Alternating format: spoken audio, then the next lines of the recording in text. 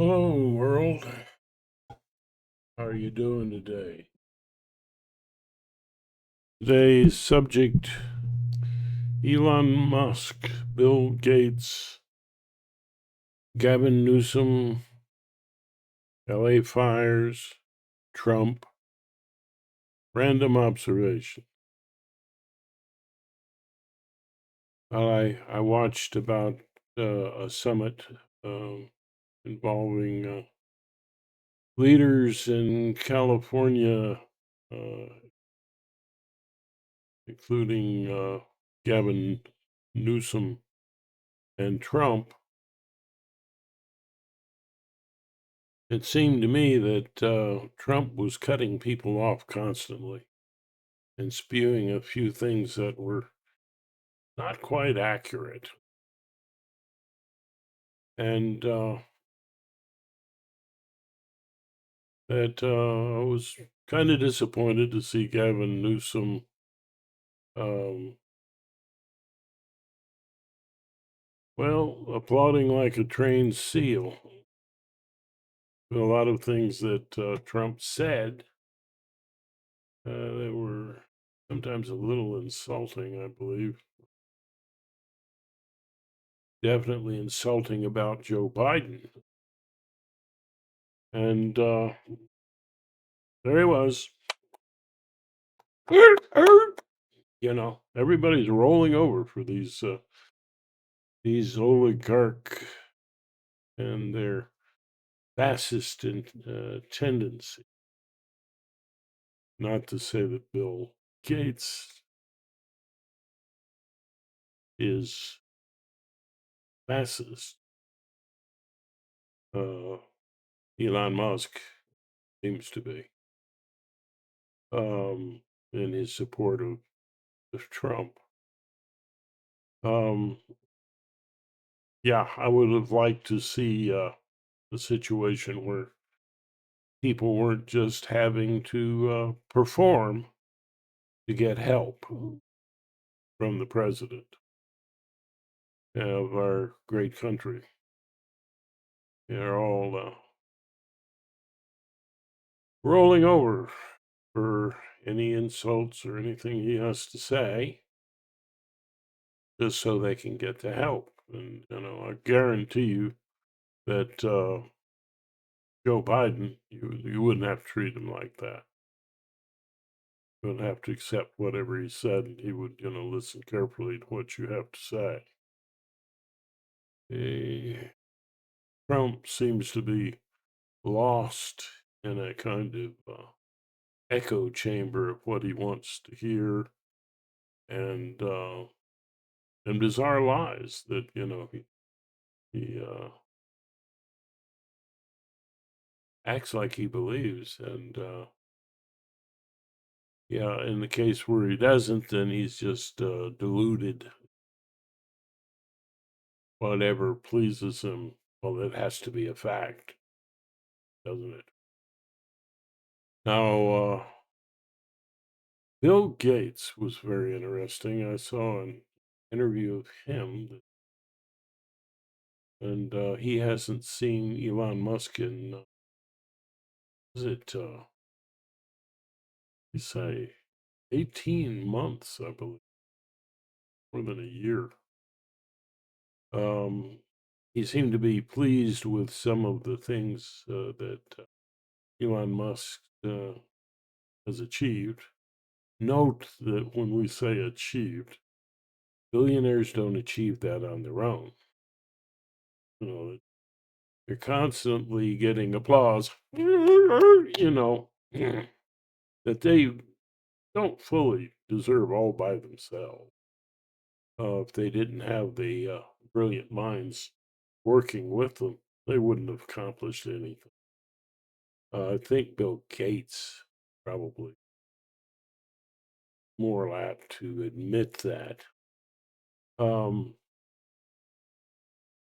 Bill Gates just seemed to be very relaxed about the whole thing and acting like, he didn't know, uh, or didn't think, one way or another about Trump's successes.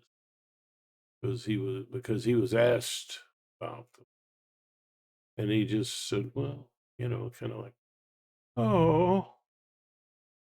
As you know, in this channel, we talk about empathetic intelligence, which means empathy connected to creativity, objectivity, and compassion.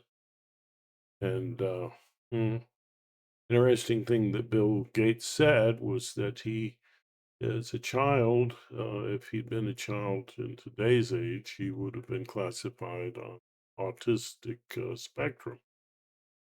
That kind of works against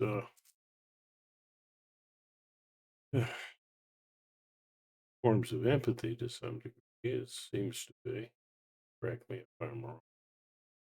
I know that sociopathy definitely uh, disease of empathy, empathetic ability problem. Sure, I've phrased that correctly. The disease of not having expanded forms of empathy. Um, Very similar to not being emotionally.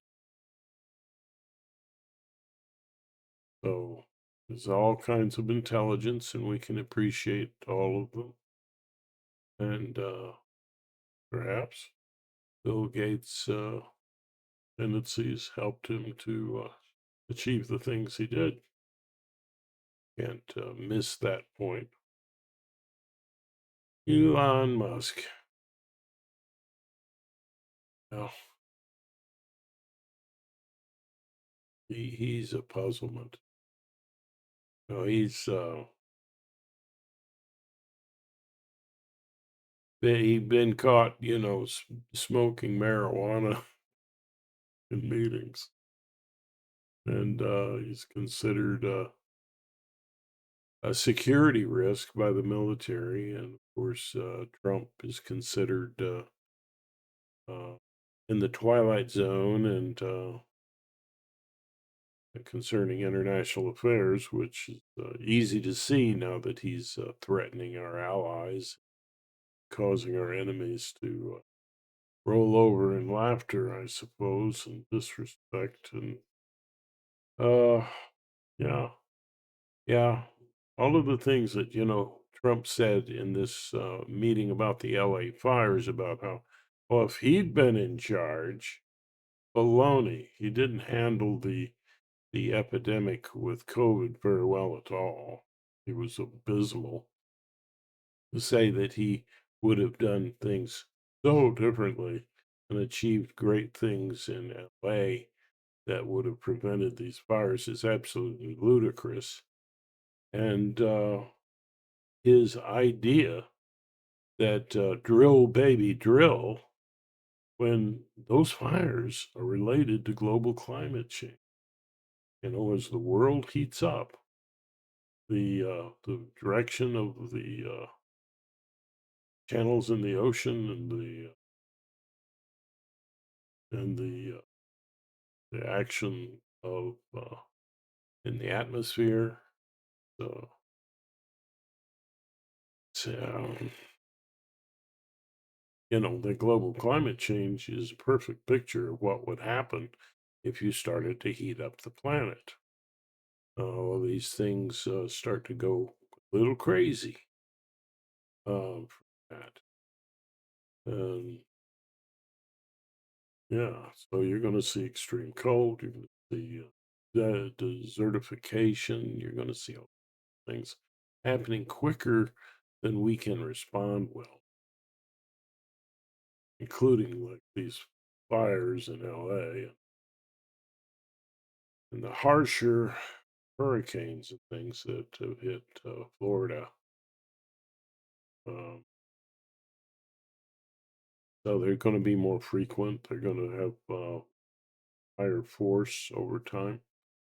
And I can't say that the last one that hit Florida example of that, but do the research and let me know in the comments. Um, Elon Musk seems to just be, to me, a lost little boy who gets really excited about things, uh, doesn't really think things through, um, takes credit for a lot of things that, as most rich people do, that they only had some small part to play in. Yeah. And then we give them all this money, and of course, you got a lot of money. You can push for things. I think it kind of depends on what you're pushing for, whether a person should have that kind of wealth, but wealth that helps you to overthrow or take over a government. That's too much wealth in the hands of a few. Don't we understand what the founding fathers had to say when they tried to divide powers? Concentration of power in the hands of a few doesn't end well in the long run. It may lead to quick changes in the beginning, and it's not impossible that they can make some positive change. But even if they're a good guy or a good gal, uh, they're going to die. You know, who's going to take their place? You can't have all that power uh, centralized that way. You just can't. And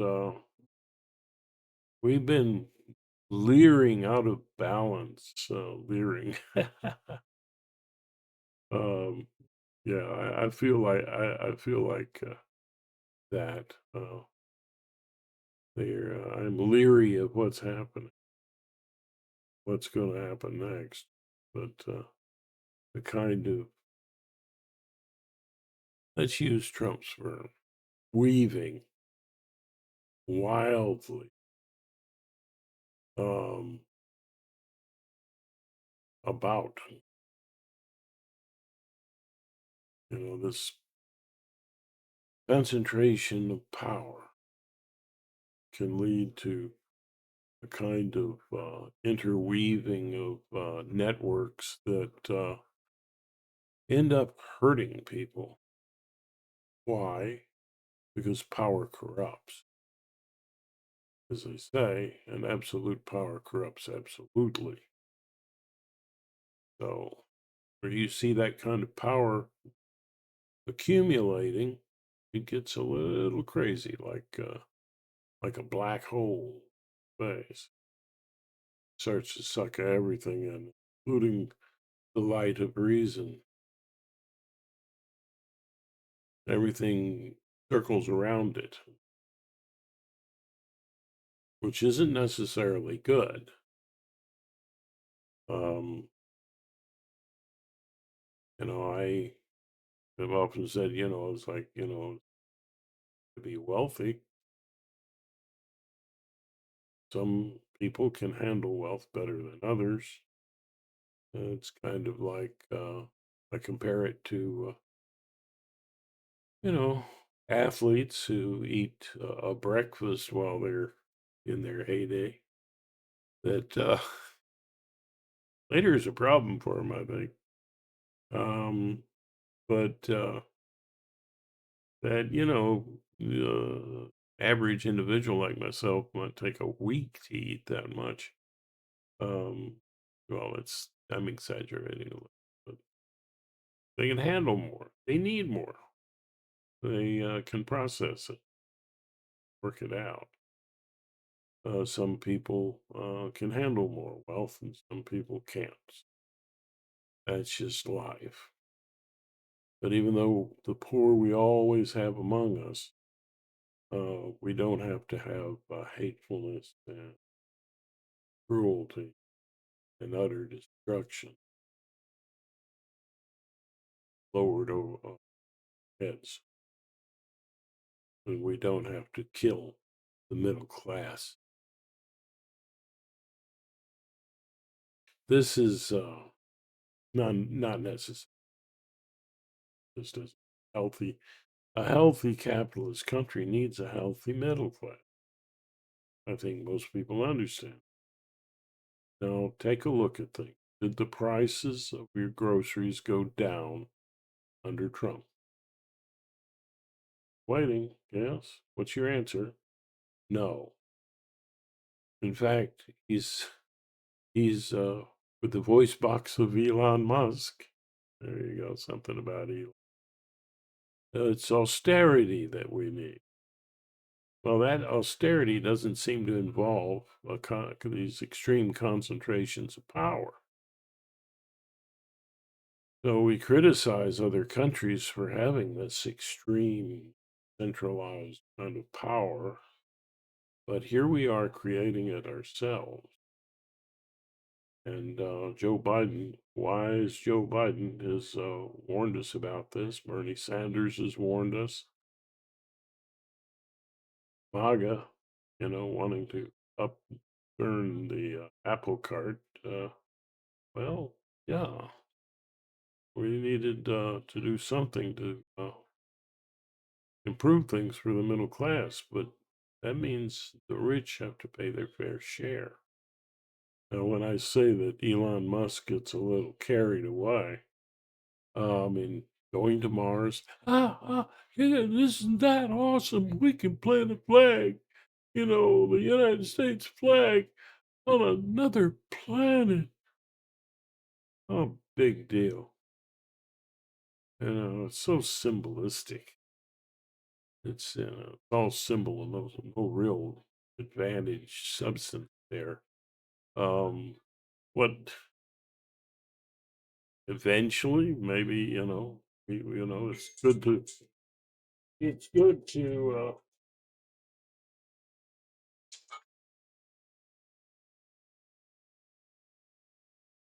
Sometimes I hate the phone.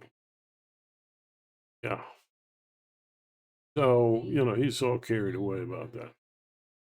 But we would be better off trying to make things better here at home, on a planet we know we can survive on, and learning to create technology to divert uh, threats to global warming, from AI, from asteroids that go to outer space that have our name on it. Maybe they haven't. They I don't know what kind of orbits they have. Maybe there's one out there that's billions of years, but it's aiming for us. So knowing that this wiped out the dinosaurs, are we really so pompous to think we will be spared? I don't think so. I see all of these people, like very proud sorts, thick as, up in their temple going, earthquake can't hit me. I'm in a holy place. Well, it does. Churches are burned to the ground from sure, electrical problems, all kinds of things. So, no, we're not that special. We need to be very careful about what we're doing. And not a word from Trump in that meeting about doing something about global warming, which is at fault for a lot of things that we're seeing in the extreme climate conditions. Quick changes that are too much for us to cope with, and it's an existential threat.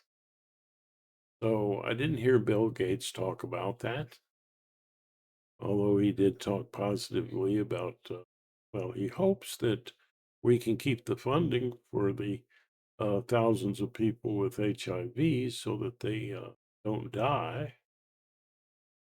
Well, that's kind, here and and seem to offer some kind of hope there's going to be a cure. Yeah, that they're working on it. Oh, applause, applause. But what about global warming, Bill? You don't see that as an existential problem? Also the problems with human nature. Who's going to push that button? Start a global catastrophe.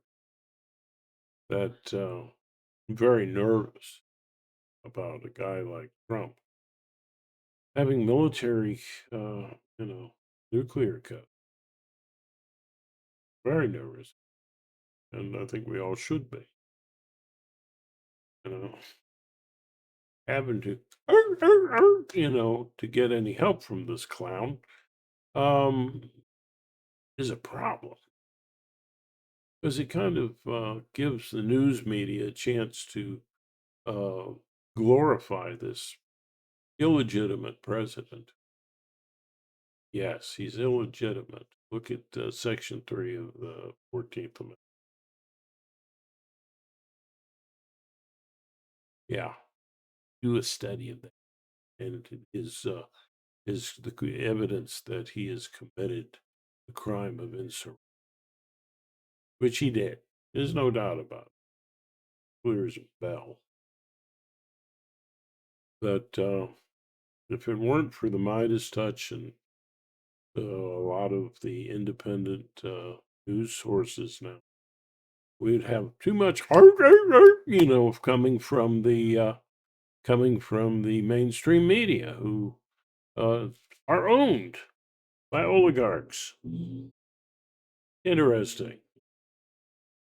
So unless we stand up, unless we subscribe to these voices of reason and empathy on the internet, we're we're in a bad way. We're going to have some tough times no matter what. So I would advise you to subscribe to this channel and others like it that focus on empathy, democracy, and the division of power. Hmm?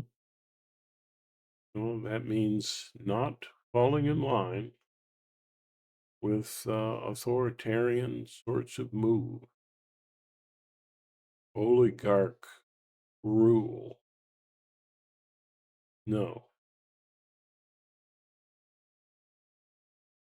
Your friend is not truly someone who agrees with you on who to hate. The enemy of my enemies is my friend. Well, somewhat true in war.